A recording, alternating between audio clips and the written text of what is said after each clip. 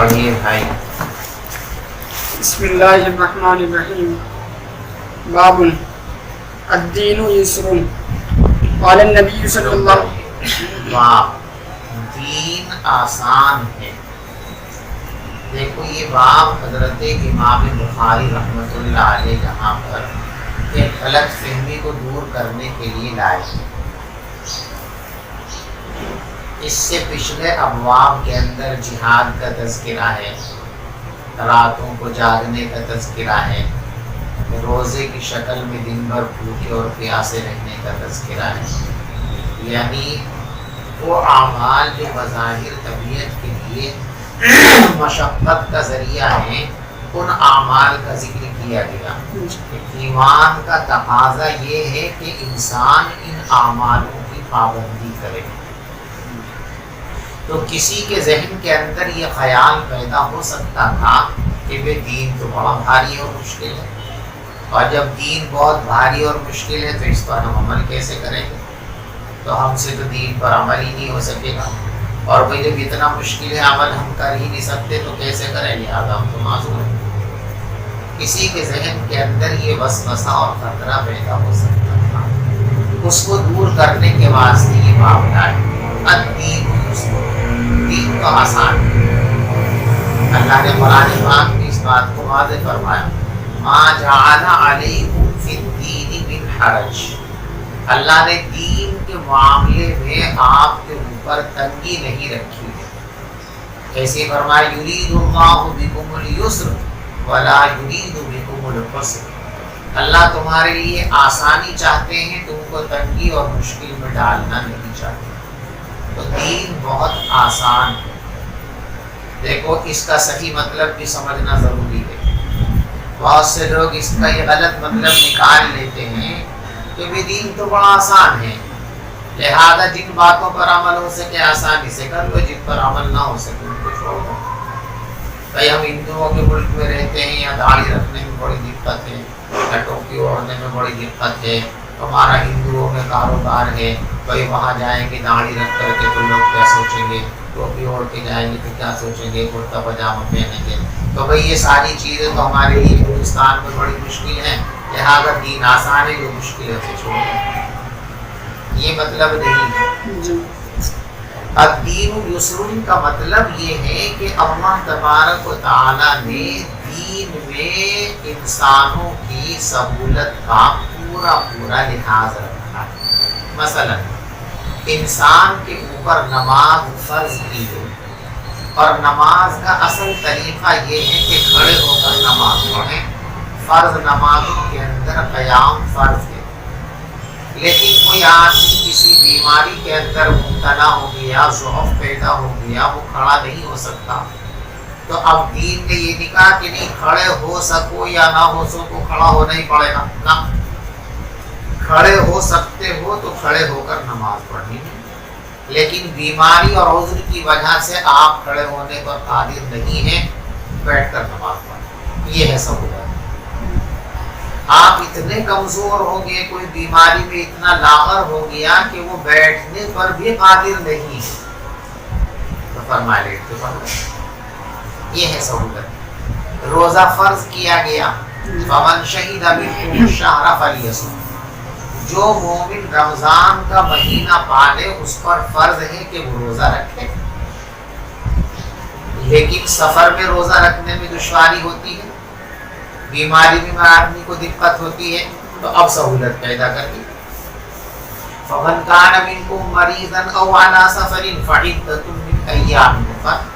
دیکھو روزہ رکھنا فرض ہے، لیکن اگر عین رمضان کے مہینے میں روزے کے ایام میں آپ کو سفر درپیش ہے اور آپ سمجھتے ہیں کہ سفر میں روزہ رکھنے میں پریشانی ہوگی تو مت رکھو روزہ۔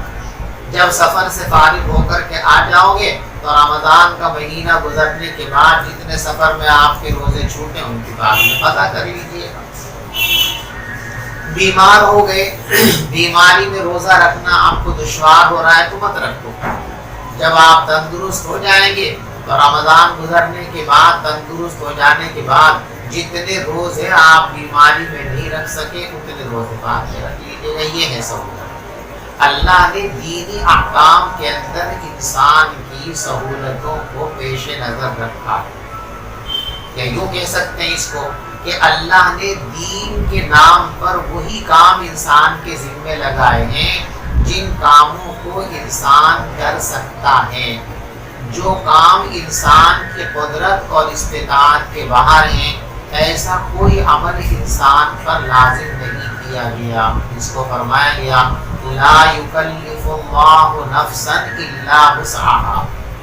اللہ انسان کو مکلف نہیں بناتے ہیں مگر اس کی وسعت اور طاقت کے مطابق. انہی چیزوں کا مکلف بنایا گیا ہے جن چیزوں کو انسان بحیثیت انسان انجام دینے پر قادر ہے، اور جو چیزیں قوت بشری کے اندر نہیں ہیں ان کا انسان کو مکلف نہیں بنایا گیا. مثلا انسان اپنے اعمال پر اپنے اختیار سے قابو رکھ سکتا ہے تو اس کا مکلف ہے کہ تم اس کے مکلف ہو کہ تمہاری آنکھ غلط استعمال میں نہ آئے، تمہاری زبان غلط استعمال میں نہ آئے، تمہارے کان غلط استعمال میں نہ آئے، تم اپنے ہاتھوں کو غلط استعمال نہ کرو، اپنے پاؤں کو غلط استعمال نہ کرو، اپنی شرمگاہ کا غلط استعمال نہ کرو.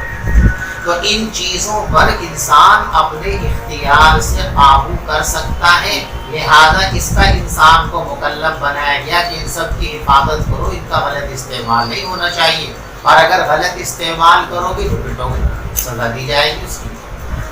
لیکن دل میں آنے والے خیالات اس پر انسان کا قابو نہیں ہے.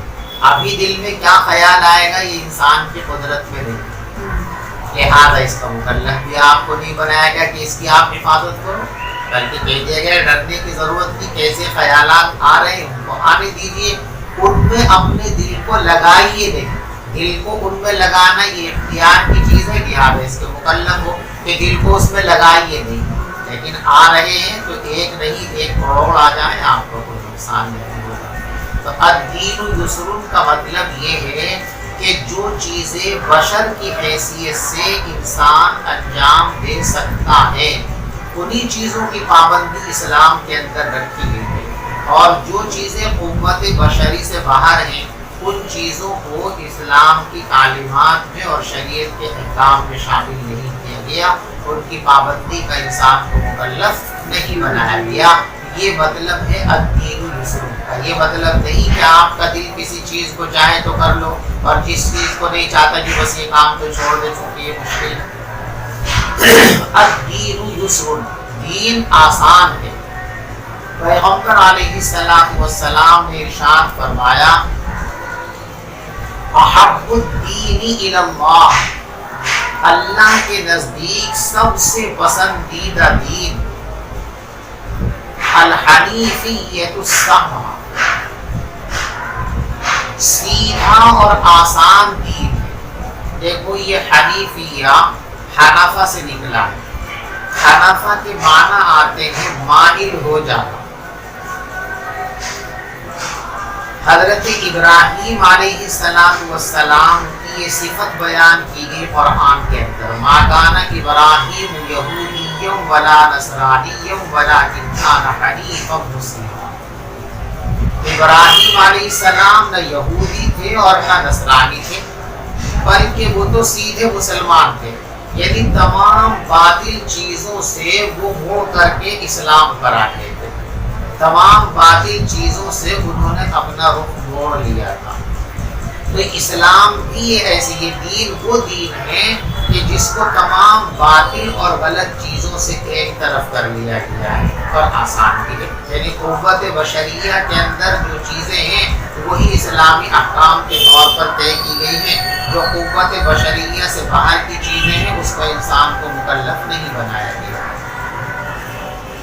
بات سمجھ میں آ گئی؟ پڑھیے روایت. قال النبي صلى الله عليه وسلم احب الدین الی اللہ الحنیفیۃ السمحہ. وبه قال حدثنا عبد السلام بن مطهر قال حدثنا عمر بن علی عن معن بن محمد الغفاری عن سعید بن ابی سعید المقبری.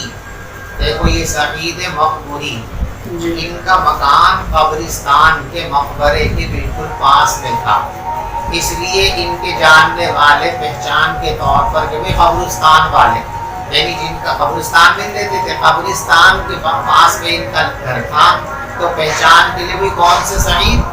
وہی جو قبرستان کے پاس رہتے ہیں، اس لیے ان کا لقب کیا پڑ گیا؟ مقبوری۔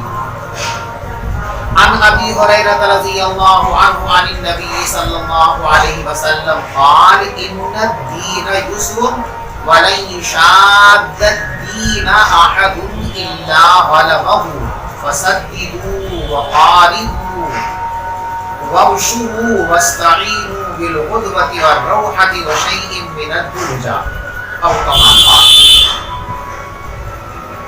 پیغمبر علیہ السلام نے ارشاد فرمایا کہ دین آسان ہے اور کوئی شخص بھی دین سے مقابلہ نہیں کرتا مگر دین اس پر غالب آ جاتا ہے۔ حضور پاک صلی اللہ علیہ وسلم یہ تعلیم فرما رہے ہیں اس روایت میں کہ دیکھو نفل اعمال میں آپ انہی اعمال کو اور اتنے ہی اعمال کو اپنا معمول بنائیے جتنے پر آپ آسانی سے پابندی کر سکتے ہو، نبھا سکتے ہو۔ اپنی طاقت، اپنی قوت سے زیادہ اعمال اگر آپ نے اوڑھنے کی کوشش کی تو نتیجہ یہ ہوگا چند دن کے بعد آپ تھک ہار کر کے بیٹھ جائیں گے۔ مثلا ایک آدمی کچھ دیر سو لے اور کچھ دیر نمازیں پڑھ لے، نفل پڑھ لے، اس پہ آسانی سے قابو ہو سکتا ہے، لیکن پوری رات جاگنا، ایک لمحے کو بھی نہ سونا، آدمی ایسا ایک دن کر سکتا ہے، 2 دن کر سکتا ہے، 4 دن کر سکتا ہے، 2-4 دن کے بعد لیٹ جائے گا، چل ہی نہیں سکتی ہے گاڑی، الا یہ کہ اللہ اپنے خاص بندوں کی مخصوص طریقے سے مدد فرماتے ہیں۔ دیکھو خواص کے احوال علیحدہ ہیں اور عوام کے احوال علیحدہ ہیں۔ ضابطے جو بنائے جاتے ہیں، قاعدے جو بنائے جاتے ہیں، وہ عموم کو سامنے رکھ کر بنائے جاتے ہیں۔ عام انسانوں کا حال اور کیفیت یہی ہے کہ وہ بھاری کاموں کو بہت دنوں تک نہیں نبھا سکتے، لہذا ان کے لیے ضابطہ دین کا یہ ہے کہ جتنے کام بآسانی آپ پابندی سے نبھا سکتے ہو ان کو اپنا معمول بناؤ، اپنی قوت اور استطاعت سے بھاری کاموں کو، زیادہ کاموں کو معمول نہ بنائیے۔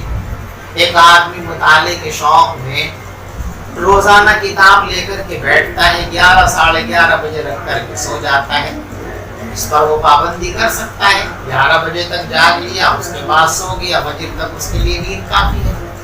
لیکن ایک آدمی صبح 4 بجے تک مطالعہ کرے، عشاء کے بعد کتاب لے کر کے بیٹھا، صبح 4 بجے تک بیٹھا رہا، کتنے دن بیٹھے گا؟ 2-3 دن کے بعد لڑک جائے۔ تو جو کام کر سکتے ہیں آسانی سے وہی کرو۔ اس لیے صحابہ کرام جب حضور پاک صلی اللہ علیہ وسلم کی عبادتوں کو دیکھ کر یہ کہتے تھے کہ ہم بھی صوم وصال رکھیں، تو آپ منع فرماتے تھے کہ صوم وصال، اس لیے کہ اس کو نبھانا مشکل تھا۔ ہاں خواص کا حال علیحدہ ہے، جیسے سارا مال خرچ کرنے کی اجازت نہیں دی گئی۔ حضور پاک صلی اللہ علیہ وسلم سے عرض کیا گیا کہ حضرت اپنا پورا مال اللہ کے راستے میں خرچ کر دوں، فرمایا کہ نہیں۔ حضرت 2/3 خرچ کر دوں، فرمایا کہ نہیں۔ اچھا آدھا خرچ کر دوں، فرمایا کہ نہیں۔ تو پھر حضرت 1/3 مال اللہ کے راستے میں خرچ کر دوں، فرمایا کہ چلو کر دو، ویسے 1/3 بھی بہت ہے، یہ بھی زیادہ ہی ہے، لیکن چلو تمہیں جذبہ ہے تو کر دو۔ لیکن دوسری طرف سیدنا حضرت عمر فاروق رضی اللہ تعالیٰ اپنے پورے گھرانے میں جتنا مال تھا اس کا آدھا لے آئے اور ان کو آپ نے منع نہیں فرمایا۔ سیدنا صدیق اکبر رضی اللہ تعالیٰ گھر میں جو کچھ تھا سب سمیٹ کر کے لے آئے، ان کو منع نہیں فرمایا۔ خواص ہے، خواص کا مسئلہ علیحدہ ہے، عوام کے حالات علیحدہ ہے۔ تو خواص ایسا کر لیں اللہ کی خاص مدد کے ذریعے، جیسے حضرت امام اعظم ابو حنیفہ رحمۃ اللہ علیہ کے بارے میں ہے کہ انہوں نے ایک لمبی مدت تک عشاء کی نماز سے وضو سے فجر کی نماز پڑھی ہے، یعنی رات کو سوتے ہی نہیں تھے، دن میں قیلولہ فرما لیا کرتے تھے، وہی کافی تھا۔ تو یہ بزرگوں کی کرامتیں ہیں، خاص خاص احوال ہیں، یہ عوام الناس کے لیے ضابطہ نہیں ہے۔ عوام الناس کے لیے ضابطہ یہی ہے کہ جتنا کر سکتے ہو نبھا سکتے ہو اتنا معمول۔ دیکھیں فرائض میں تو کوئی تخفیف نہیں، فرائض تو خواص کے لیے اور عوام کے لیے سب کے لیے یکساں ہے۔ خواص کے لیے بھی ظہر کی 4 رکعت فرض ہیں اور عوام کے لیے بھی 4 رکعت فرض ہیں۔ خواص پر بھی جو ہے 5 وقت کی نماز فرض ہے، عوام پر بھی 5 وقت کی نماز فرض ہے۔ خواص پر بھی جو ہے 1 مہینے کے روزے ہیں، عوام پر بھی 1 مہینے کے روزے ہیں۔ خواص کو بھی زکوٰۃ کے نام پر 2.5% نکالنا ہے، عوام کو بھی 2.5% نکالنا ہے۔ تو فرائض تو عوام و خواص سب کے لیے یکساں ہے، لیکن نوافل جو ہے نفلی اعمال کے سلسلے کے اندر انسان کو اختیار دیا گیا کم اور زیادہ کا۔ کوئی آدمی بالکل بھی نہیں کرتا تب بھی اس کو کوئی جو ہے ملامت نہیں ہے، کوئی تھوڑا سا کر لیتا ہے، کوئی 2 ہی رکعت تہجد پڑھتا ہے، بہت اچھی بات ہے، کوئی 4 پڑھتا ہے، بہت اچھی بات ہے، 6 پڑھتا ہے اور اچھی بات ہے، 8 پڑھتا ہے۔ 2 پڑھنے والے پر بھی کوئی ملامت نہیں ہے، 4 پڑھنے والے بھی کوئی جتنا ووٹ ڈالو گے اتنا ملتا ہوگا، زیادہ پڑھو گے زیادہ ثواب ملے گا، کم پڑھو گے، لیکن زیادہ کا مطلب اتنا نہیں کہ آپ اتنا بڑھا لو تو اس کو نبھا نہ سکو۔ اس لیے حدیث میں فرمایا گیا خیر العمل ما دیم علیہ، اللہ کی بارگاہ میں سب سے اچھا عمل وہ مانا جاتا ہے جس کو پابندی کے ساتھ کیا جائے۔ تو جو قوت اور طاقت کے اندر اعمال ہیں ان میں تو تسلسل اور پابندی ہو سکتی ہے، لیکن طاقت سے زیادہ کر لو گے تو 1 دن کر لو گے، 2 دن کر لو گے، اس کے بعد لوٹ جاؤ گے۔ اس لیے فرمایا گیا کہ دین سے کشتی مت کرو، اگر دین سے کشتی کرو گے تو دین بہت بڑا پہلوان ہے، تم کو پچھاڑ دے۔ بھلے یشاد الدین، کوئی آدمی دین پر غالب آنے کی کوشش نہیں کرتا مگر دین اس پر غالب آ جائے، یعنی اپنی قوت سے زیادہ اگر اعمال نفلی انسان اپنے ذمے لینے کی کوشش کرتا ہے تو چند دن کے بعد پھر وہ کسی کام کا ہی نہیں رہتا، تھک کر کے اٹھ جاتا ہے۔ فسددوا وقاربوا، لہذا سیدھے سیدھے چلو اور قریب قریب رہو۔ دیکھو بعض حضرات کی رائے تو یہ ہے کہ سددوا اور قاربوا دونوں کا ایک ہی مفہوم ہے، تاکید کے واسطے لایا گیا۔ جو سددوا کا مفہوم ہے وہی قاربوا کا مفہوم ہے، تاکید کے واسطے 2 لفظ لائے گئے ہیں، فسددوا وقاربوا۔ اور بعض حضرات فرماتے کہ نہیں، دونوں کی مراد علیحدہ علیحدہ ہے۔ فسددوا بالکل سیدھے سیدھے چلو، لیکن بالکل سیدھے چلنا آسان کام ہے کیا؟ بہت مشکل کام ہے۔ فرمایا بالکل سیدھے چلو، لیکن سیدھے بالکل نہیں چل سکتے تو کم از کم قریب قریب رہو، یعنی سیدھا چلنے میں، صراط مستقیم پر عمل پیرا ہونے میں اپنی جانب سے کوئی کوتاہی مت کرو، جتنا کر سکتے ہو اتنی محنت کرو، پھر بھی کچھ کمی رہ جائے تو اللہ غفور الرحیم، اللہ اس کو معاف کر دے گی، لیکن اپنی طرف سے آپ کو پوری کوششیں کرنی چاہیے۔ وابشروا، اور خوشخبری قبول کرو۔ اب جب یہ کہا گیا کہ صاحب اعمال مختصر لو تاکہ پابندی کرو، تو کسی کے ذہن میں یہ آ سکتا تھا نا کہ وہ مختصر اعمال کریں گے تو مختصر سے ثواب ملے گا، تو ہم کبھی رہ جائیں گے جنت میں، بڑے درجات ہم کو نہیں ملے۔ تو فرمایا کہ بشارت قبول، اللہ کا وعدہ ہے، آپ اب جتنا کر سکتے ہو پوری کوشش کر لی تو اللہ کے یہاں یہ نہیں دیکھا جائے گا کتنا سامر ہے، یہ دیکھا جائے گا کہ آپ کے دل کا جذبہ کتنا تھا۔ آپ نے تو اپنی وہ مقدار میں 2 ہی رکعتیں ہیں، تو 4 رکعت والے کے مقابلے میں وہ بظاہر کم ہے، لیکن آپ کے دل میں تو کیفیت ہے کہ اپنی پوری جان لڑا دو، تو آپ کی کیفیت کے اعتبار سے تو وہ عمل پورا ہی ہے، لہذا پورا ہی ثواب آپ کو ملے گا۔ اللہ تبارک و تعالیٰ آپ کے ثواب میں کمی نہیں کریں گے۔ اس بشارت کو قبول کرو، اس پر اطمینان رکھو۔ وَاسْتَعِينُوا بِالْغُدْوَةِ وَالرَّوْحَةِ وَشَيْءٍ مِّنَ الدُّلْجَا، اور مدد حاصل کرو صبح کے عمل سے، شام کے عمل سے، اور کچھ رات کے عمل سے۔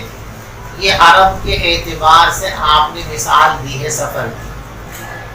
عرب کا علاقہ انتہائی گرم علاقہ تھا اور آج بھی گرم تھا، اور اونٹوں پر سفر ہوتا تھا، کاریں تو تھی نہیں، تو شدید دھوپ میں اور دوپہر کے وقت میں اونٹوں پر سفر کرنا یہ ممکن نہیں ہوتا تھا۔ اس لیے لوگ کیا کرتے تھے، صبح ہوتے ہی فوراً چلتے تھے، چلتے رہے 10 ساڑھے 10 بجے تک، جب تک موسم زیادہ گرم نہ ہو چلتے رہے، شدت آ گئی تو اس کے بعد رک جاتے تھے، آرام کیا کرتے تھے۔ اور پھر جب جو ہے دوپہر ڈھل جاتی تھی، دھوپ کی شدت ذرا کم ہو جاتی تھی، تو پھر چلا کرتے تھے شام تک، پھر رات آ گئی، پھر اپنا کھانے پینے کے لیے آرام کرنے کے لیے رک گئے۔ اس کے بعد رات میں بھی تھوڑا سفر کیا کرتے تھے تاکہ جلدی منزل طے ہو جائے۔ تو 3 مرحلے ہوتے تھے سفر کے، صبح کا، دوپہر کے بعد کا، اور پھر رات کا۔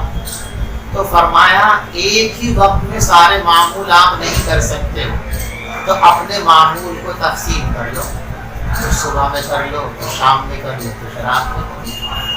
تو آپ نے مثال کے طور پر یہ نشانہ بنا لیا کہ روزانہ مجھ کو 5000 مرتبہ یا 10,000 مرتبہ اس میں ذات کا ذکر کرنا، اللہ اللہ اللہ اللہ۔ اب مان لیجیے کہ 10,000 کہنے میں آپ کو 1 گھنٹہ لگتا ہے، اور اپنی مشغولیات کی وجہ سے 1 گھنٹہ بیت وقت آپ نہیں نکال سکتے، تو 3 حصوں میں بانٹ دو، 3000 صبح کے وقت میں کر لو، 3000 شام کے وقت میں کر لو، 3000۔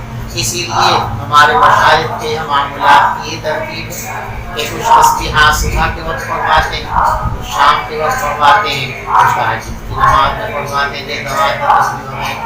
تو سفر کے اعتبار سے آپ نے تشبیہ کہ جیسے سفر مسلسل کرنا عرب کے علاقے میں ممکن ہے، تو ٹکڑوں میں بانٹ لیا نا، اس کو کچھ صبح کو کر لیا، کچھ دوپہر کے بعد کر لیا، کچھ رات کو کر لیا۔ تو ایسے ہی جو نفلی اعمال آپ اپنے معمولات بنا رہے ہو، تو یہ ضروری نہیں کہ ایک ہی وقت آپ نے طے کر لیا کہ بھی مجھے روزانہ 20 رکعت نفلیں پڑھنی ہیں، تو اب یہ نہیں کہ 20 کی 20 ایک ہی ساتھ پڑھیں، آپ اسے بانٹ لو، کچھ ظہر کے ساتھ ملا لو، کچھ عصر کے ساتھ ملا لو، کچھ جو ہے مغرب کے ساتھ ملا لو، کچھ عشاء کے ساتھ ملا لو، کچھ رات کو تہجد میں پڑھ لو، تو نوافل کی تعداد آپ کی پوری ہو جائے گی، اور اس کے لیے آپ کو ضرورت ہوگی۔ وَاسْتَعِينُوا، اور مدد حاصل کیا کرو غدوہ اور روحہ سے۔ غدوہ کہتے ہیں صبح کے وقت چلنے کو، اور روحہ کہتے ہیں دوپہر کے بعد چلنے کو، اور دلجا کہتے ہیں رات کو اور تاریکی کو۔ اور مدد حاصل کرو غدوہ سے اور روحہ سے، اور رات کے کچھ حصے سے۔ باب الصلاة من الإيمان وقول الله تعالى وما كان الله ليضيع إيمانكم يعني صلاتكم عند البيت۔ دیکھیے جو ابواب پہلے سے چل رہے تھے، جن کا حاصل اور مقصد یہ تھا کہ اعمال ایمان کا جز ہے اور ایمان مرکب ہے، پھر سے انہی ابواب کا سلسلہ شروع ہو گیا ہے۔ فرماتے ہیں الصلاۃ من الایمان، نماز ایمان کا حصہ اور ایمان کا جز ہے۔ جب یہ ایمان کا جز ہے تو معلوم ہوا کہ ایمان مرکب ہے اور اعمال ایمان کا جز ہے۔ یہی ان کا مقصد شروع سے اب تک چلا آ رہا ہے۔ جواب بھی اس کا وہی ہے کہ یہ کمال ایمان کا جز ہے، نفس ایمان کا جز نہیں ہے۔ یہ تقویلی اجزاء نہیں ہے بلکہ تکمیلی اجزاء ہے، اور تکمیلی اجزاء کے اندر کسی کا اختلاف نہیں ہے، اس کے تو سب ہی قائل ہیں۔ اب آپ دیکھیے باب کو، یہاں یہ آیت لائے ہیں وَمَا كَانَ اللَّهُ لِيُضِيعَ إِيمَانَكُمْ، اس کا لفظی ترجمہ یہ ہے کہ اللہ تبارک و تعالیٰ تمہارے ایمان کو رائے گاں نہیں کرے گا۔ اور مفسرین نے اس کی تفسیر کی ہے صلاۃ سے، کہ اللہ تمہاری ان نمازوں کو جو بیت المقدس کی طرف پڑھی گئی ہیں ان کو رائے گا نہیں کرے گا، ان کا بھی تم کو پورا پورا ثواب دیا جائے گا۔ تو اب دیکھو یہاں ایمان کو صلاۃ کو ایمان کہا گیا، لہذا معلوم ہوا کہ صلاۃ ایمان کا جز ہے، اس لیے کہ کبھی کبھی جز سے پورے کل کو تعبیر کر دیا جاتا ہے۔ یہ امام بخاری رحمۃ اللہ علیہ کا استدلال ہے۔ اب آیت کا پورا پس منظر آپ سمجھیے۔ حضور پاک صلی اللہ علیہ وسلم ایک مدت تک مکہ مکرمہ میں دعوت کا کام کرتے ہیں، اور نماز مکہ ہی میں آپ پر فرض ہو گئی تھی، لہذا مکہ مکرمہ میں آپ اور آپ کے صحابہ نماز پڑھا کرتے تھے۔ مکہ میں رہتے ہوئے رسول پاک صلی اللہ علیہ وسلم جو نماز پڑھتے تھے وہ خانہ کعبہ کی طرف رخ کر کے پڑھتے تھے یا بیت المقدس کی طرف رخ کر کے نماز پڑھتے تھے؟ اس میں بعض مفسرین کی رائے تو یہ ہے کہ مکہ مکرمہ میں ہجرت سے پہلے حضور پاک صلی اللہ علیہ وسلم بیت المقدس کی طرف رخ کر کے نماز پڑھتے تھے، یعنی مکے میں بیت المقدس قبلہ تھا، خانہ کعبہ قبلہ نہیں تھا۔ اس کے بعد آپ ہجرت کر کے مدینہ منورہ تشریف لے آئے، تو مدینہ منورہ میں آنے کے بعد بھی حسب سابق یہی بیت المقدس مسلمانوں کے لیے اور پیغمبر علیہ السلام کے لیے قبلے کی حیثیت میں رہا۔ لیکن دوسرے لوگوں کی رائے یہ ہے کہ نہیں، مکہ مکرمہ میں حضور پاک صلی اللہ علیہ وسلم خانہ کعبہ کی طرف رخ کر کے نماز پڑھتے تھے۔ ہجرت سے پہلے مکے میں بیت المقدس قبلہ نہیں تھا بلکہ خانہ کعبہ ہی قبلہ تھا، اور جب آپ مدینے پہنچے ہجرت فرما کر تب آپ کو یہ حکم دیا گیا کہ آپ بیت المقدس کو قبلہ بنا دیں۔ بہرحال ہجرت سے پہلے قبلہ بیت المقدس تھا یا خانہ کعبہ تھا، اس میں اختلاف ہے۔ بعض کے نزدیک ہجرت سے پہلے بیت المقدس قبلہ تھا، بعض کے نزدیک ہجرت سے پہلے خانہ کعبہ قبلہ تھا، لیکن اس پر سب کا اتفاق ہے کہ جب آپ مدینہ منورہ تشریف لے آئے تو آپ کو یہ حکم دیا گیا کہ آپ بیت المقدس کی طرف رخ کر کے نماز پڑھا کریں، اور حضور پاک صلی اللہ علیہ وسلم نے 16 یا 17 مہینے تک بیت المقدس کی طرف رخ کر کے نماز پڑھی۔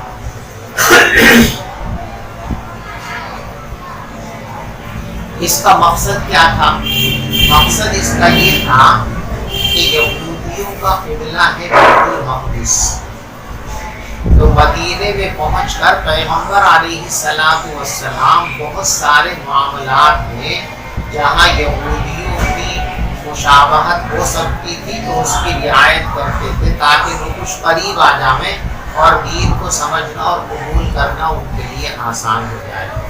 تو جو ان کا قبلہ ہے اسی کو قبلہ بنایا گیا تاکہ ان کو یکونا یہ تحریک ہو کہ بھئی ان میں اور ہم میں کوئی خاص فرق نہیں ہے، جو نیا دین یہ ہمارے سامنے پیش کر رہے ہیں اس کا مرکز اور قبلہ وہی ہے جو پہلے سے ہم مانتے چلے آئے ہیں، تو اس دین کی بہت ساری باتیں تو وہی ہیں جو پہلے سے ہم فالو کرتے آ رہے مانتے آ رہے ہیں، تو اس کو قبول کرنے میں کوئی زیادہ تردد نہیں ہونا چاہیے۔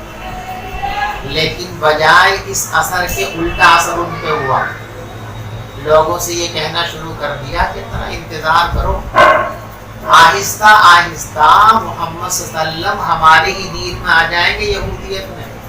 دیکھو قبلہ تک تو آ گئے، جب یہ وہاں سے مکے میں تو ان کا قبلہ تھا بیت اللہ، خانہ کعبہ، اب نہ آئے ہمارے پاس تو اب ہمارے قبلے میں آ گئے نا، تو آہستہ آہستہ پورا ہمارا دین قبول کر لیں گے۔ تو جب یہ خود ہی ہمارے دین میں آ رہے ہیں تو ان کے دین میں ہم کو جانے کی کیا ضرورت ہے؟ تو جو مقصد تھا وہ پورا نہیں ہوا۔ دوسرے فطری طور پر حضور پاک صلی اللہ علیہ وسلم کو خانہ کعبہ سے ایک انسیت تھی، اس لیے حضور یہ چاہتے تھے کہ ہمارا قبلہ خانہ کعبہ کو بنا دیا جائے بیت المقدس کی بجائے، جس کو دوسرے پارے کے اندر بیان کیا گیا۔ سَيَقُولُ السُّفَهَاءُ مِنَ النَّاسِ مَا وَلَّاهُمْ عَنْ قِبْلَتِهِمُ الَّتِي كَانُوا عَلَيْهَا۔ بے وقوف لوگ ضرور یہ کہیں گے کہ بھی پہلے جس قبلے پر تھے اس سے کیوں ہٹ گئے؟ فرمایا کہ یوں کہتے رہے ان سے للہ المشرق والمغرب، بھائی سمت مشرق بھی اللہ کی، سمت مغرب بھی اللہ کی، اللہ کہیں ایک جگہ سے اٹھا ہوا تھوڑی ہے۔ فَأَيْنَمَا تُوَلُّوا فَثَمَّ وَجْهُ اللَّهِ، جدھر بھی رخ کرو گے اللہ تو ادھر ہی ہے۔ حضور پاک صلی اللہ علیہ وسلم کی تمنا کہ میرا قبلہ بدل دیا جائے، اور آپ کو یہ بھی امید تھی کہ اللہ تبارک و تعالی میری اس تمنا کو پورا فرمائیں گے، اور تمنا کے پورا ہونے کی شکل یہ ہوگی کہ وحی آئے گی، اور وحی کون لے کر کے آئے گی؟ جبریل امین آئیں گے آسمان سے۔ تو جبریل امین کے انتظار میں بار بار دیکھتے ہیں، جدھر سے کسی اپنے آدمی کے آنے کی اطلاع ہوتی ہے، امید ہوتی ہے، آدمی بار بار نگاہ اٹھا کر کے دیکھتا اس طرف، اسی وقت قد نرا تقلب وجهك في السماء، یہ جو آپ بار بار آسمانوں کی طرف منہ اٹھا کر کے دیکھتے ہیں، ہمیں یہ کیفیت معلوم ہے، ہم آپ کی حالت دیکھ رہے ہیں امید کے استراز میں، اور ہم آپ کی امید پوری کریں۔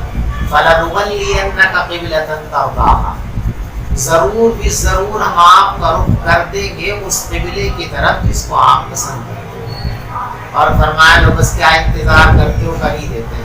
فَوَلِّ وَجْهَكَ شَطْرَ الْمَسْجِدِ الْحَرَامِ، تم اپنا رخ مسجد حرام کی طرف کر دو۔ جس وقت یہ آیت کریمہ نازل ہوئی اس وقت آپ مسجد نبوی میں نہیں تھے، بنو سلمہ ایک محلہ ہے، وہاں آپ تشریف لے گئے تھے، وہی نماز کا وقت ہو گیا، تو اسی جگہ آپ نے ظہر کی نماز پڑھی، اور اسی ظہر کی نماز کے اندر یہ آیت کریمہ نازل ہوئی، فَوَلِّ وَجْهَكَ شَطْرَ الْمَسْجِدِ الْحَرَامِ۔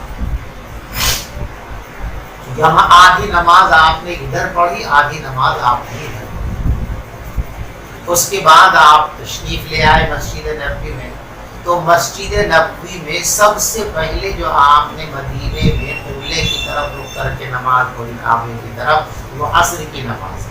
اس لیے لوگ کہتے تھے تحویل قبلہ عصر کی نماز میں ہوا، حالانکہ عصر کی نماز میں نہیں، ظہر کی نماز میں ہوا، لیکن مسجد نبوی میں بیت اللہ کی طرف سب سے پہلی نماز کون سی ہے؟ عصر کی نماز ہے، کیونکہ ظہر کی نماز جس میں تحویل قبلہ کا آرڈر آیا تھا اس وقت آپ مسجد نبوی میں نہیں تھے بلکہ دوسرے محلے میں تشریف لے۔ مسجد نبوی میں آپ نے عصر کی نماز پڑھی، تو کچھ لوگ جو آپ کے ساتھ نماز میں شریک تھے وہ کسی کام سے نکلے، تو انہوں نے اپنے محلے میں جا کر کے دیکھا کہ لوگ ابھی بھی حسب ثابت بیت المقدس کی طرف نماز پڑھ رہے ہیں، تو انہوں نے بتایا کہ میں گواہی دیتا ہوں کہ میں حضور پاک صلی اللہ علیہ وسلم کے ساتھ مکے کی طرف خانہ کعبہ کی طرف رخ کر کے نماز پڑھنا ہے۔ تو لوگ بھی گر گئے۔ فجر کی نماز میں اگلے دن اطلاع ملی ہے قباء کی مسجد والوں، تو اساحہ مسجد نبوی سے نماز، اس لیے کہ مسجد نبوی میں نماز ہوتی تھی اول وقت میں فجر، اور باقی نمازوں کے اندر اسفار میں ہوتی تھی۔ تو یہ نماز یہاں سے پڑھ کے نکلے قباء کی طرف گئے، تو دیکھا کہ قباء میں لوگوں کو اطلاع نہیں ملی، بھی ادھر کو پڑھ رہے تھے، تو ان سے کہا گیا، تو وہ لوگ بھی منحرف ہو گئے، قبلے کی رخ بدل لیا انہوں نے اس قبلے کی طرف۔ جب یہ قبلہ کا حکم آ گیا اور قبلہ تبدیل ہو گیا، بدل گیا، تو اب صحابہ کرام کو ایک سوال پیدا ہوا کہ ہمارے بہت سے لوگ ایسے ہیں کہ جن کو خانہ کعبہ کی طرف نماز پڑھنے کا موقع ہی نہیں ملا، جو اس حکم کے آنے سے پہلے غزوات میں شہید ہو گئے تھے یا اپنی طبعی موت مر گئے تھے، وفات پا گئے تھے، تو ان کے بارے میں یہ ہوا کہ بھی انہوں نے جو نماز پڑھی وہ تو اصل قبلے کی طرف نہیں پڑھی، اصل قبلہ تو ہمارا یہ ہو گیا، تو جو نمازیں اس وقت پڑھی ہیں یا ہم نے بھی جو نمازیں اس وقت ادھر کو پڑھی ہیں وہ ہماری نمازیں کیا ہوگا، تو بیکار گئی۔ اس موقع پر یہ آیت کریمہ نازل ہوئی، وَمَا كَانَ اللَّهُ لِيُضِيعَ إِيمَانَكُمْ، اللہ تمہاری ان نمازوں کو ضائع نہیں، اس لیے کہ تم نے بیت المقدس کی طرف رخ کر کے نماز پڑھی تھی، وہ ہمارے حکم ہی سے تو پڑھی تھی، اپنے طور پر تھوڑی پڑھی تھی، تو جب ہم نے حکم دے کے پڑھوائی تھی تو اسے تو ہم قبول کریں گے، وہ تو ہماری فرما برداری میں ہے۔ وما كان اللہ لیضیع ایمانکم، اللہ تبارک و تعالیٰ تمہارے ایمان کو یعنی بیت المقدس کی طرف پڑھی گئی تمہاری نمازوں کو اللہ رائے گا نہیں فرمائیں گے۔ ان نمازوں کا بھی پورا اجر و ثواب آپ کو دیا جائے گا، اس میں کوئی آپ کو جو ہے شک و شبہ نہیں ہونا چاہیے۔ وبه قال حدثنا عمرو بن خالد قال حدثنا زهير قال حدثنا ابو اسحاق عن البراء ان النبي صلى الله عليه وسلم كان اول ما قدم المدينه نزل على اجداده او قال اخوانه من الانصار۔ نبی پاک صلی اللہ علیہ وسلم جب سب سے پہلے مدینہ منورہ میں تشریف لائے تو آپ نے قیام فرمایا اپنے نانہال میں۔ دیکھو حضرت ہاشم جو آپ کے اجداد میں ہیں، ان کی سسرال ہے یا مدینے میں، اسی خاندان میں جس خاندان سے تعلق ہے حضرت ابو ایوب انصاری رضی اللہ تعالیٰ۔ تو باپ دادا کی ننیھال کو بھی اصطلاح میں کیا کہتے تھے، ان میں ننیھال ہی کہتے تھے، اس لیے نانہال کہا گیا۔ او قال اخوانہ، آپ ٹھہرے اپنے نانا کے پاس یا اپنے ماموں کے پاس، اور اس کی شکل یہ ہوئی تھی کہ جب آپ قبا میں کچھ قیام فرمانے کے بعد مدینہ منورہ پہنچے ہیں تو سارا مدینہ آپ کے استقبال کے لیے باہر آیا، اور مدینے کا ہر فرد یہ چاہتا تھا کہ حضور پاک صلی اللہ علیہ وسلم ہمارے مہمان بنے۔ تو سب کی پیشکش تھی، ایک کی مانی جائے گی باقی کی دل شکنی ہوگی۔ تو پیغمبر علیہ الصلوۃ والسلام نے فرمایا بھائی سب رک جاؤ، میں اپنی اس اونٹنی کو چھوڑے دیتا ہوں، یہ میری اونٹنی اللہ کی طرف سے معمول ہے، جہاں یہ اونٹنی جا کر بیٹھ جائے گی وہی میرا قیام ہوگا۔ اونٹنی کو چھوڑ دیا گیا۔ جہاں حضرت ابو ایوب انصاری رضی اللہ تعالیٰ کا دولت قدر تھا، جہاں آپ نے اپنے مکان کے تیار ہونے تک، مسجد نبوی کے تیار ہونے تک قیام فرمایا، اس کے قریب ایک جگہ پڑی ہوئی تھی، کچھ کھجوروں کے درخت تھے، کچھ بنجر زمین پڑی ہوئی تھی، ایسے اونٹنی کو چھوڑا گیا، یہ اونٹنی وہاں جا کر کے بیٹھ گئی، دوبارہ پھر پائی بیٹھ گئی اور پھر گردن ایسے زمین کے اوپر ٹیک دی کہ اب میں اس سے آگے نہیں جاؤں۔ تو حضور نے فرمایا بس یہ اونٹنی اللہ کی طرف سے معمول ہے، یہی میرا قیام ہے۔ اب وہ تو قیام کی جگہ تھی نہیں اس وقت، تو سب سے قریب حضرت ابو ایوب انصاری رضی اللہ تعالیٰ کا مکان تھا، وہ جلدی سے آئے اور اونٹنی پر سے آپ کا سامان اٹھا کر اپنے گھر لے گئے۔ آپ نے فرمایا کہ انہوں نے سبقت کی اجازت نہیں، قیام کرو۔ تو پیغمبر علیہ الصلوۃ والسلام وہاں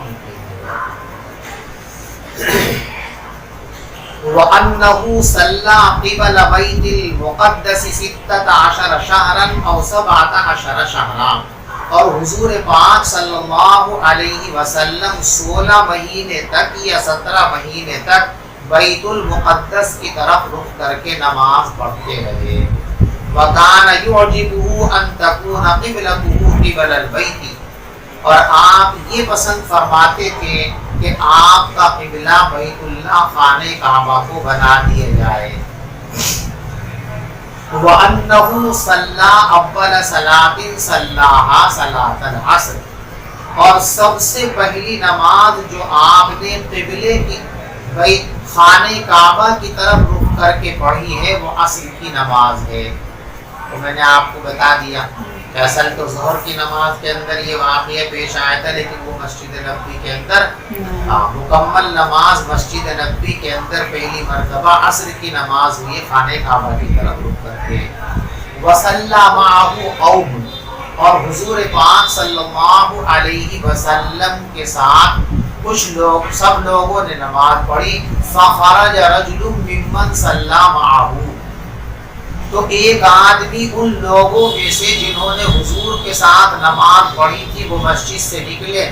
فمر علی اہل مسجد، اور وہ ایک مسجد کے پاس سے گزرے۔ وہم راکعون، دیکھو راکعون کے اپنے اصلی معنی بھی ہم مراد ہو سکتے ہیں، اور اس کے معنی نماز کے بھی ہو سکتے ہیں. یہ ترجمہ بھی کر سکتے ہیں کہ ایک مسجد کے پاس سے گزرے اور وہ لوگ نماز پڑھ رہے تھے. اور یہ ترجمہ بھی کر سکتے ہیں کہ وہ لوگ نماز میں رکوع میں تھے، وَهُمْ رَاكِعُونَ، اور وہ لوگ رکوع میں تھے. فَقَالَ أَشْهَدُ بِاللَّهِ، تو انہوں نے جواب دیا میں اللہ کا نام لے کر اس بات کی گواہی دیتا ہوں لقد صلیت مع رسول اللہ صلی اللہ علیہ وسلم قبل مکہ، کہ میں نے حضور پاک صلی اللہ علیہ وسلم کے ساتھ مکے کی طرف رخ کر کے نماز پڑھی ہے. فَدَارُوا كَمَا هُمْ قِبَلَ الْبَيْتِ، بس وہ لوگ جس حال میں تھے اسی حال میں گھوم گئے بیت اللہ کی طرف. وَكَانَتِ الْيَهُودُ قَدْ أَعْجَبَهُمْ إِذْ كَانَ يُصَلِّي قِبَلَ بَيْتِ الْمُقَدَّسِ، اور یہود کو یہ بات اچھی لگتی تھی جب حضور بیت المقدس کی طرف رخ کر کے نماز پڑھتے تھے. وَأَهْلُ الْكِتَابِ، اور تمام اہل کتاب کو یہ بات اچھی لگتی تھی. فَلَمَّا وَلَّى وَجْهَهُ قِبَلَ الْبَيْتِ، جب حضور پاک صلی اللہ علیہ وسلم نے رخ فرمایا بیت اللہ کی طرف، انکروا ذالک، تو یہ بات ان کو ناگوار گزری. قال زہیر حدثنا ابو اسحاق عن البراء في حديثه هذا انه مات على القبلة قبل ان تحول رجال وقتلوا فلم ندر ما نقول فيه. حضرت براء کی حدیث میں یہ بھی ہے کہ صورتحال یہ تھی کہ بہت سے لوگ مر گئے تھے اسی پہلے قبلے پر، قبلہ بدلے جانے سے پہلے، یعنی بہت سے لوگ بیت اللہ کی طرف رخ کرنے کا حکم آنے سے پہلے ہی شہید ہو گئے تھے، بیت المقدس پر نماز پڑھتے تھے. وقتلوا، اور بہت سے لوگ شہید کر دیے گئے تھے، یعنی کچھ تو طبعی موت مر گئے تھے اور کچھ شہید کر دیے گئے تھے. فلم ندری ما نقول فیہ، تو ہم طے نہیں کر پا رہے تھے کہ ان کے بارے میں کیا کہیں، یعنی انہوں نے جو نمازیں پڑھی ہیں ان کی نمازیں مقبول ہوں گی یا مقبول نہیں ہوں گی، ہم یہ تردد میں تھے کہ ان کی نمازوں کا کیا ہوگا. فانزل اللہ تعالی، تو اس وقت اللہ تبارک و تعالی نے یہ آیت کریمہ نازل فرمائی وما کان اللہ لیضیع ایمانکم. باب حسن اسلام المرء. قال مالك اخبرني زيد بن اسلم عن عطاء بن يسار اخبره ان ابا سعيد الخدري رضي الله عنه اخبره انه سمع رسول الله صلى الله عليه وسلم يقول اذا اسلم العبد فحسن اسلامه يكفر الله عنه كل سيئة كان زلفها وكان بعد ذلك القصاص الحسنة بعشر أمثالها إلى 700 ضعف والسيئة بمثلها إلا أن يتجاوز الله عنها أو كما قال. بہترین مسلمان انسان کے اسلام کا عمدہ اور بہتر ہونا. دیکھو عمدگی اور بہتری اعمال کے ذریعے ہوتی ہے، تو گویا اعمال ایمان کا جزو ہے. اسی مقصد کے لیے باب یہاں پر امام بخاری رحمۃ اللہ علیہ لائے. حضرت ابو سعید خدری رضی اللہ تعالیٰ فرماتے ہیں کہ انہوں نے رسول پاک صلی اللہ علیہ وسلم کو یہ ارشاد فرماتے ہوئے سنا اذا اسلم العبد فحسن اسلامہ، جب انسان مسلمان ہو جائے اور اس کا اسلام عمدہ اور بہتر ہو جائے. دیکھو یہاں عمدہ اور بہتر ہونے کا مطلب یہ ہے کہ اس کا ایمان اخلاص پر مبنی ہے. اس لیے کہ اگر اخلاص پر مبنی نہیں ہے تو اس ایمان کی کوئی قدر و قیمت نہیں ہے، وہ تو کل عدم ہے. تو مسلمان ہو اور سچے دل سے مسلمان ہو، یہ مطلب ہوا سادہ سطح اسلام لائے اور سچے دل سے خلوص کے ساتھ اسلام لائے. یکفر اللہ عنہ کل سیئۃ کان زلفہا، تو اللہ تبارک و تعالی معاف فرما دیتے ہیں اس کی ہر اس برائی کو جو وہ پہلے کر چکا. پہلے روایت میں کر چکے نا، ان الاسلام یہدم ما کان قبلہ، اسلام اپنے سے پہلے ہونے والے تمام گناہوں کو مٹا دیتا ہے. وَكَانَ بَعْدَ ذَلِكَ الْقِصَاص، اور اس کے بعد حساب شروع ہوتا ہے. احساس کا لفظ ترجمہ برابری، تو حساب برابری کے لیے ہوتا تو حساب ترجمہ کریں گے اس کا. اس کے بعد حساب شروع ہوتا ہے. پچھلا تو سارا کھاتا صاف ہو گیا، دل ہو گیا، اب نیا حساب شروع ہوگا، نیا کھاتا شروع ہوگا. نئے کھاتے میں کیسے ہوگا اندراج؟ الحسنۃ بعشر امثالها الى 700 ضعف. ایک نیکی کا ثواب 10 گنے سے لے کر 700 گنا تک. کم سے کم ایک نیکی پر 10 گنا تو ثواب بالکل ہے ہی. اس سے کم تو ہوتا ہی، کم سے کم 10. میٹر کہاں سے شروع ہوگا؟ 10 سے شروع ہوگا. 10 کے نیچے تو کچھ نہیں. ایک نیکی کریں تو کم سے کم ثواب 10 گنا، کسی کا 20 گنا، کسی کا 30 گنا، کسی کا 100 گنا، کسی کا 200 گنا، کسی کا 500 گنا. کہاں تک چلتی ہے سی؟ 700 گنا تک. ایک نیکی کو 10 سے لے کر 700 گنا تک ثواب ملتا ہے. یہ تو عام ہو گیا. لیکن کسی کا اخلاص اللہ کے یہاں بہت ہی زیادہ مقبول ہے تو پھر اس کی سوئی اور آگے بڑھ جاتی ہے، اس کا میٹر اور تیز ہو جاتا ہے. 700 سے اوپر بھی چلا جاتا ہے. اللہ یضاعف لمن یشاء. اللہ جس کے لیے چاہتے اور بھی اضافہ فرما دیتے ہیں. تو ایک نیکی 10 گنا سے لے کر 700 گنا تک. لیکن برائیوں کا میٹر اس طرح نہیں گھومتا. وہ سست میٹر ہے، یہ فاسٹ ہے. ایک بٹن دباؤ، ایک بلب جلاؤ تو 700. لیکن یہ میٹر کیا ہے؟ سست ہے. وَالسَّيِّئَةُ بِمِثْلِهَا. اور گناہ برابر برابر. ایک گناہ کیا ہے تو ایک ہی لکھا جائے گا، 2 گناہ کیے ہیں تو 2 لکھے جائیں گے. 10 کیے ہیں اس میں کوئی اضافہ نہیں ہوگا. جتنے گناہ کیے اتنے ہی لکھے جائیں گے. اور یہ بھی جب لکھے جائیں گے جب اللہ معاف نہ کرے. انسان نے گناہ کیا، گناہ کرتے توبہ کر لی، مطلب ایک بھی نہیں لکھا جائے. انسان نے گناہ کیا، گناہ کے ساتھ ساتھ فوراً کوئی نیک کام بھی کر لیا، ختم. ان الحسنات یذہبن السیئات. نیکیاں برائیوں کو مٹا دیتی ہیں. حدیث میں بھی ہے نا، آپ نے فرمایا اتبع السیئۃ الحسنۃ تمحها. اگر کوئی برائی سرزد ہو جاوے تو فوراً نیک کام کر لیا کرو، یہ نیکی اس برائی کو مٹا دے. تو گناہ ایک تو ایک کے بدلے ایک ہی لکھا جائے گا. اور یہ بھی اس وقت لکھا جاتا اور برقرار رکھا جاتا ہے جب انسان توبہ بھی نہ کرے اور کوئی نیک کام بھی نہ کرے. اگر ان دونوں کاموں میں سے کوئی کام ہو گیا کہ نیک کام کر لیا کوئی، تو اس کی برکت سے وہ گناہ معاف ہو جائے گی، لکھا جائے گا. فوراً توبہ کر لی، سارے گناہ معاف ہو گئے، ایک بھی گناہ. اسی کو فرما الا ان یتجاوز اللہ عنہا. مگر یہ کہ اللہ تبارک و تعالیٰ اس کو معاف فرما دے، وہ بھی نہیں لکھا جائے گا. چلیے وبه قال حدثنا اسحاق بن منصور قال حدثنا عبد الرزاق قال اخبرنا معمر عن حمام عن ابي هريره رضي الله عنه قال قال رسول الله صلى الله عليه وسلم اذا احسن احدكم اسلامه. جب تم میں سے کوئی شخص اپنے اسلام کو عمدہ بنا لے تو ہر وہ نیکی جس کو وہ کرتا ہے تُكْتَبُ لَهُ بِعَشَرِ أَمْثَالِهَا إِلَى 700 ضِعْفٍ. تو وہ نیکی اس کے لیے لکھی جاتی ہے 10 گنا سے لے کر 700 گنا تک. وَكُلُّ سَيِّئَةٍ يَعْمَلُهَا. اور ہر وہ برائی جس کو وہ انجام دیتا ہے وہ اس کے لیے لکھی جاتی ہے اس کے برابر. جتنا گناہ کیا اتنا ہی لکھا جائے گا، زیادہ نہیں لکھا جائے گا. باب احب الدین الی اللہ عز وجل اتممہ.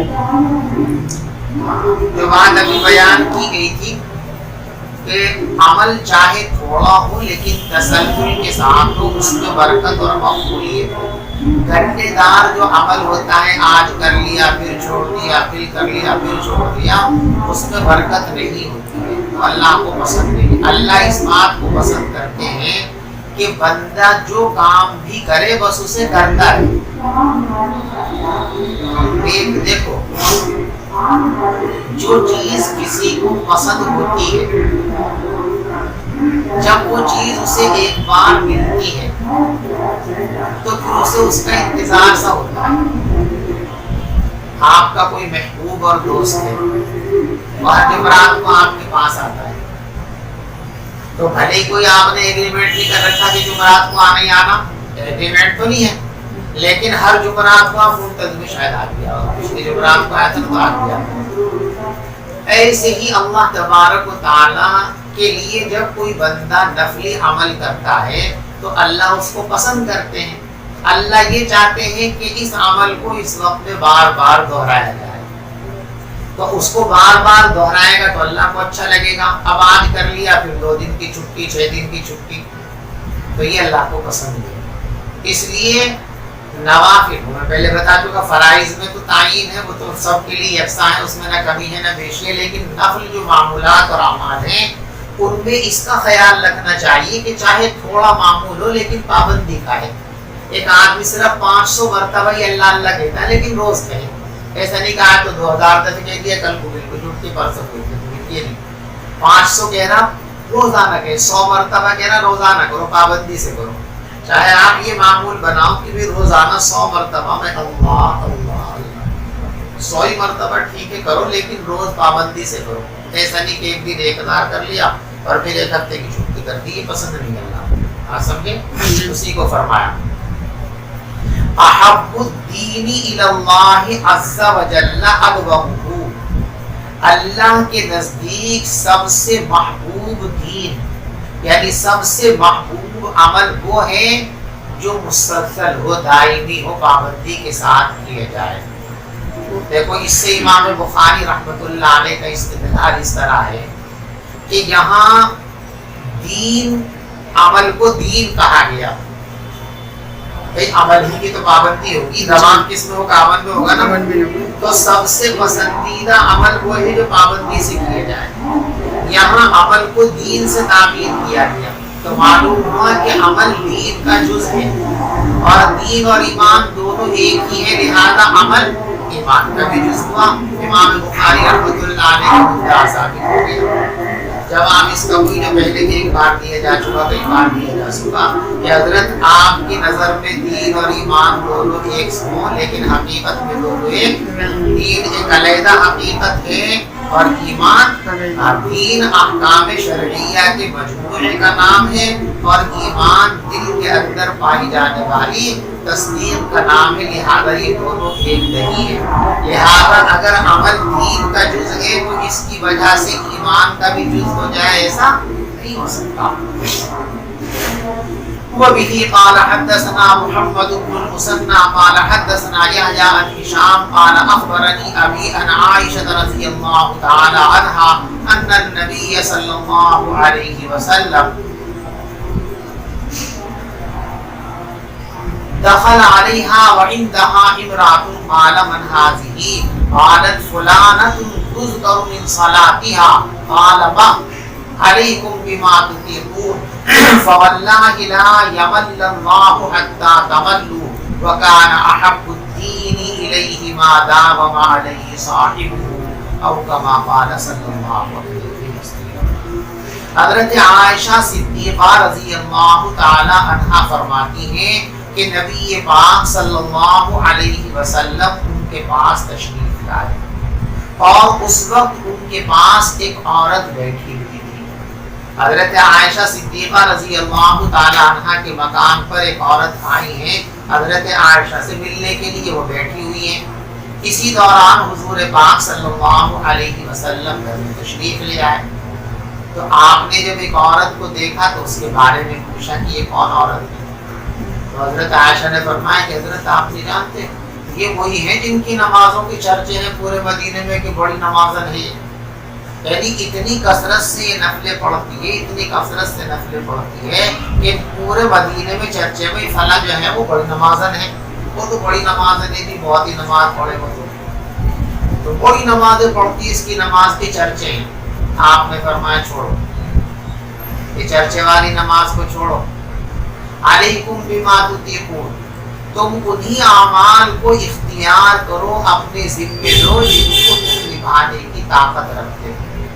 یعنی ایسا عمل کثیر جو چند دن کے بعد ختم ہو جائے اس کی کوئی اہمیت اور حیثیت نہیں، ایسا عمل جو تھوڑا اور مختصر ہی صحیح لیکن اس میں دوام اور پابندی ہو وہ ہمیشہ کیا جائے، اللہ کے یہاں اس کی اہمیت اور قدر و قیمت زیادہ ہے۔ تو حضرت نے فرمایا من ہذہ، یہ عورت کون ہے؟ قالت، حضرت عائشہ نے فرمایا فلانۃ تذکر من صلاتھا، حضرت یہ تو وہی ہے جس کی نمازوں کے بڑے چرچے ہیں مدینے میں۔ عالمہ، فرمایا چھوڑو اسے، علیکم بما تطیقون، تم انہی اعمال کو اختیار کرو جن کو تم نبھا سکتے ہو، جن کی تم طاقت رکھتے ہو، جن کو نبھا سکتے ہو۔ فواللہ، خدا کی قسم، اللہ تبارک و تعالی اپنی توجہ بندے سے نہیں ہٹاتے ہیں جب تک کہ تم خود اپنی توجہ نہ ہٹا دو۔ بندہ جب تک اللہ کی طرف متوجہ رہتا ہے، متوجہ رہتے ہیں، بندہ اپنی توجہ ہٹا لیتا، اللہ بھی اپنی توجہ ہٹا لیتے ہیں۔ تو اب آپ نماز سے زیادہ پڑھ رہے ہیں، پہلی 2 رکعت میں تو آپ نشاط ہے، آپ کا دھیان اللہ کی طرف ہے۔ اب آپ نے سمجھے 7 جو ہے پوری 20 ہی پڑھنی ہے، اب 10 پڑھنے کے بعد لٹک رہے ہیں، اب دھیان آپ کا اللہ کی طرف سے ہٹ گیا تو اللہ بھی دھیان ہٹا لیں گے۔ اور نماز کا مقصد تو اللہ سے مناجات ہی تو ہے، جس نماز میں آپ کا اللہ کی طرف دھیان نہیں، اللہ کی رحمت آپ کی طرف متوجہ، نماز سے کیا فائدہ ہوا؟ خدا کی قسم اللہ اپنی توجہ نہیں ہٹاتا جب تک کہ تم سست نہ پڑ جاؤ، تم اپنی توجہ نہ ہٹا دو۔ وَكَانَ أَحَبُّ الدِّينِ إِلَيْهِ، اور اللہ کے نزدیک سب سے پسندیدہ دین یعنی سب سے پسندیدہ عمل وہ ہے ما دام علیہ صاحبہ، جس پر عمل کرنے والا پابندی کرے۔ سمجھ میں آ گئی بھائی؟